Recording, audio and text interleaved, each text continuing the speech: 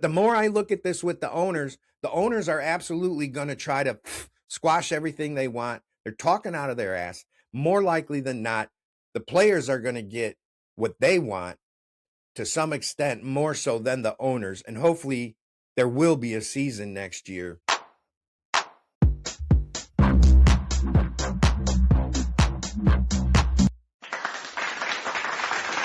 All right, ladies and gentlemen, episode 12 of season 3 of the Shawn Mackey Show. I know the last episode we talked about what the owners want in order to avoid an Major League Baseball potential season-long lockout for next year. I'm going to talk to you a little bit here in a few minutes about what the players want. There's some things with this lockout I just don't understand right now. It's not a lockout yet. They've already announced that the Major League Baseball is going to kick off on March 24th next season. I know everybody's saying, okay, preparing, we're going to get this resolved. But based on what I've seen with my own two eyes, in regards to the research of what the owners want and what the players want and what the owners continue to do, I don't know what we got going on here. All I know is any talk of a possible loss of season is just bad. It's terrible. We talked about what the owners wanted. They wanted a hard salary cap and a floor system, force teams to spend some money. They wanted what they claim is a 50-50 revenue split with the TV money.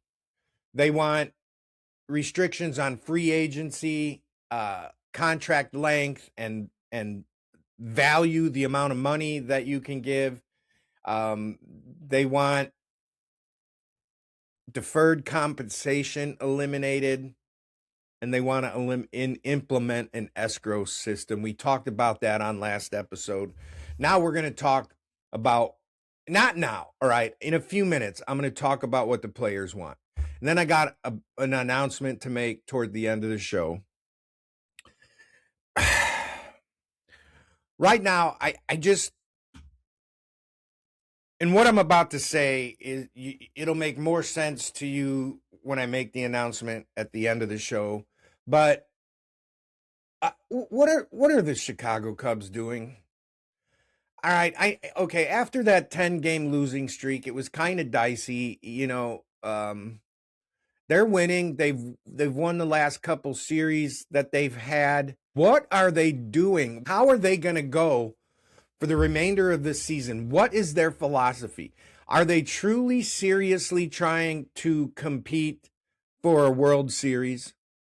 Because some of the things that have taken place over the last few days with the Cubs, especially, you know, ownership, Jed Hoyer, I got to say it, Twinkle D and Twinkle Dumb. All right. Hell, even Epstein showed up at the 10-year reunion for the Champions Gate ceremony wearing a Twinkle D and Twinkle Dumb shirt. Theo, I wonder if it was one of these situations where Theo Epstein was forced to take Jed Hoyer under his wing. And Theo tried to teach him, but every step of the way, Jed would do shit, and Theo would be like, not going to be my circus anymore. Not my monkeys, not my circus. You know, they're good friends, and so he was poking fun at him, and I know Bruce Levine apologized to both Carter Hawkins and Jed Hoyer, and they accepted his apology, and that's great, but Bruce was just saying what we fans have been saying. What is this organization doing? Earlier this season, they signed Liam Hendricks, former 3-time All-Star. Yes, getting up there in years. Didn't have a great year with Boston last season, but they signed Liam Hendricks. And then just before the Twins series 2 days ago, it's announced that the Cubs abandon the experiment and they release Liam Hendricks and Aaron Bummer. Now, I get the Aaron Bummer deal, but Liam Hendricks, it looked like he was doing well. I mean, he had 4 outings for the Iowa Cubs. He faced 14 hitters, struck out 5, gave up 1 hit, and 1 walk. That's it. And they just released it. Now, that in and of itself would have been, well, a head scratcher for sure. But then they went and traded for Aaron Civale. Yeah, the same Aaron Civale you got last year, picked up off the scrap heap or traded for with the White Sox and brought him into your organization. And that's who Jed Hoyer thinks is going to be the missing piece. I mean, nothing he's tried this season yet, in lieu of all the injuries, has worked out. More pitchers have been, given that 1 or 2 outing look at the major league level, and then were DFA'd, maybe, sent to the minors, but then ultimately decided to go with free agency. Now, I get the Aaron Bummer thing. His numbers weren't good. He had 6 appearances. He allowed 4 runs, 8 hits, and 2 walks. So I that was a head scratcher when they picked him up, and I thought, why? And I don't like the whole picking up DFA'd guys, because you're usually picking up junk off the scrap heap. But if the talent that's available that Jed Hoyer can get is the likes of Aaron Civale, that tells me you are not spending the money, because there's got to be other guys available.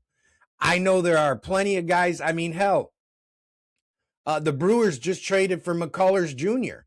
Not having a great year this year, but coming off of the big contract he had signed a few years back. And so there's players that are in name at least better than Aaron Civale. And I'm looking at Aaron Civale's game logs this season. He gets his first win right off the bat in March. Goes a game where he doesn't get a decision and the Athletics lose. Then he picks up another win. So he's 2-1 at one point. Then he gets 3 in a row. Bam.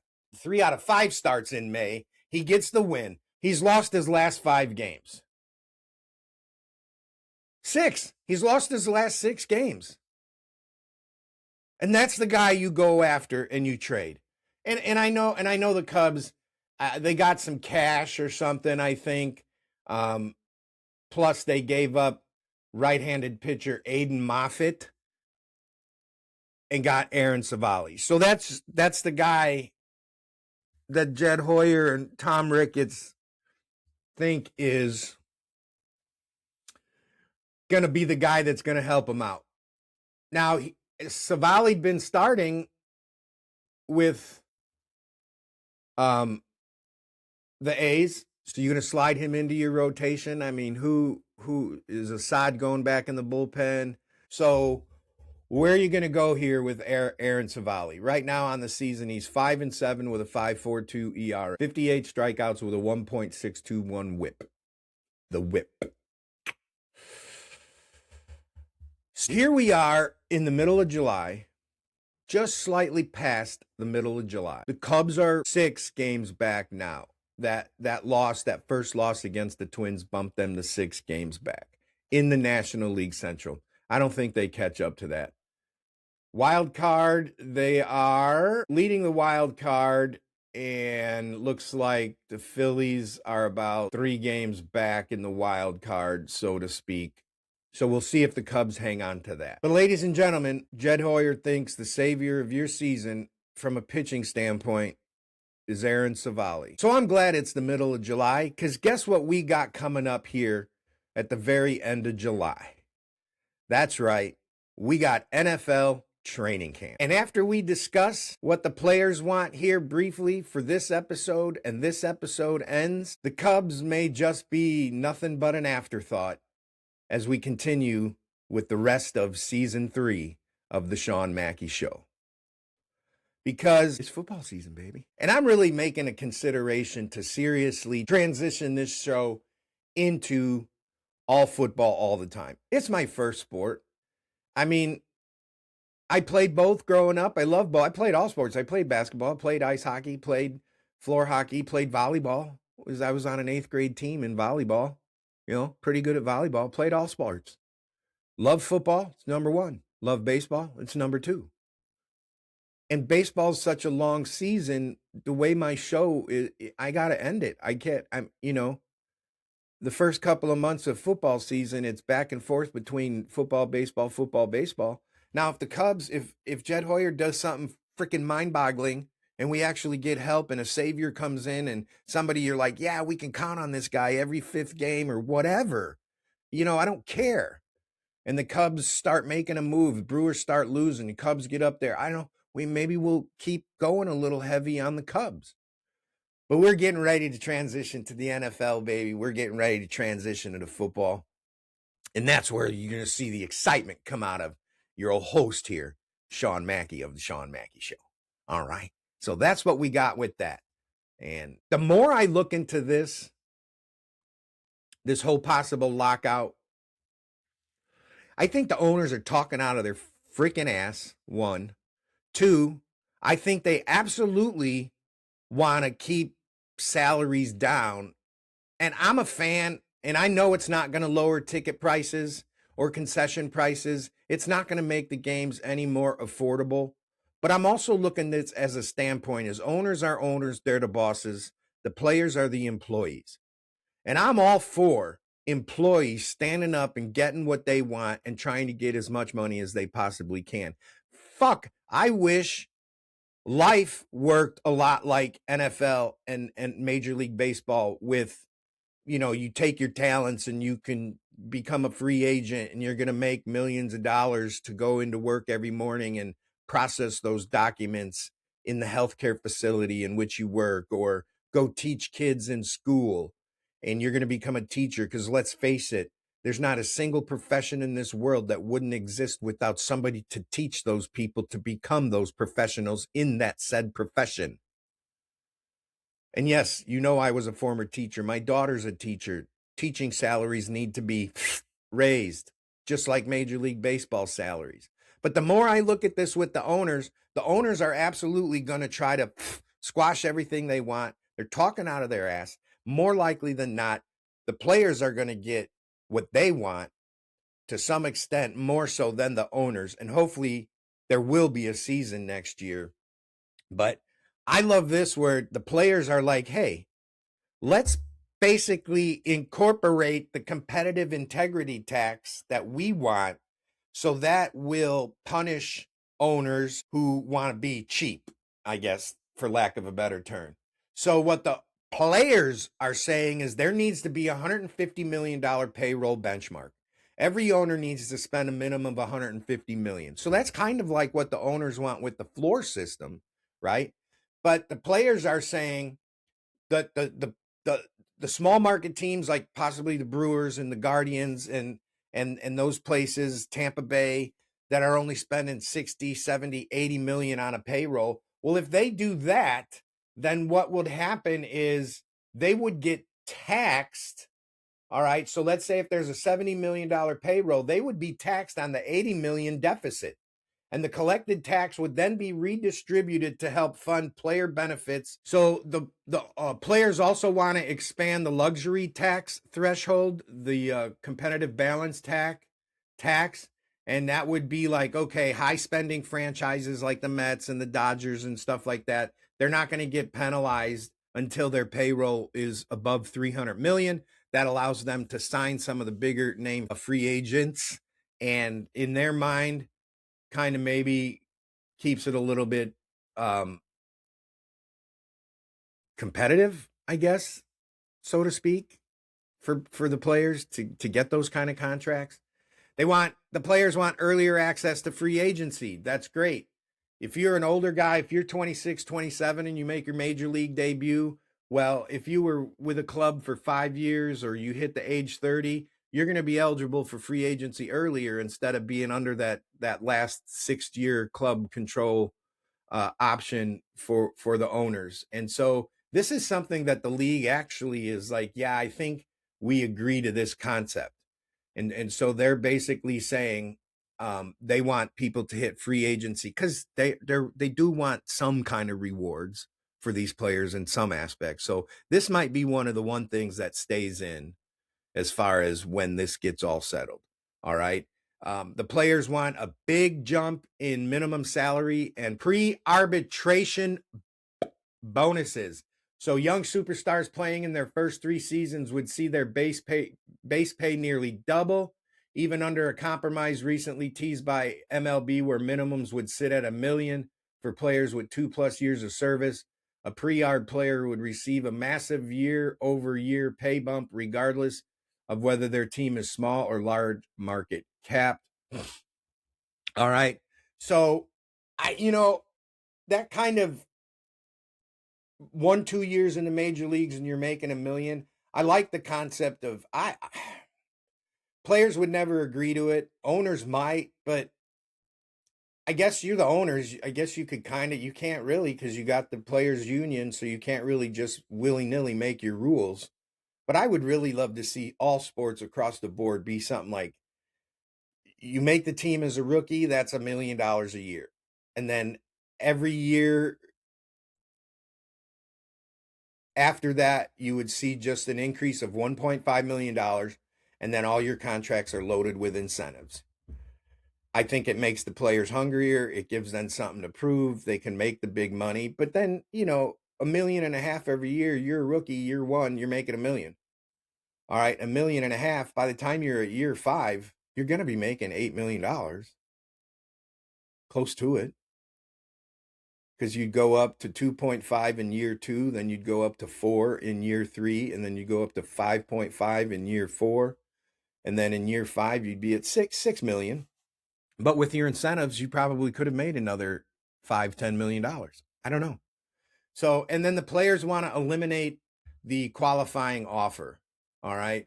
So if a player rejects a 1-year qualifying offer from their old team, any new team that signs them must forfeit draft picks and international bonus pool money. The union's proposal completely removes these penalties, ensuring that a qualifying team won't hesitate to sign an aging or mid-tier veteran free agent out of fear of losing draft assets. So I guess if you're a good free agent, good older guy, and your team gives you a qualifying offer and you reject it, and then any team you sign with has to forfeit money, bonus pool money, and draft picks, that means that these players are afraid that some of those older mid-tier level guys wouldn't get signed, and they're not going to get signed because nobody wants to forfeit the bonus pool money or the draft picks. So you eliminate that, and that helps protect the player. So that's what the players want in a nutshell. It's going to be interesting to see how it unfolds at the end of this season. And if we end up having the lockout may provide me enough material to continue to broadcast during baseball season next year, even if there are no games. Just to see what all the meetings and the back and forth and what comes out in the media and what that's all about. I don't know. I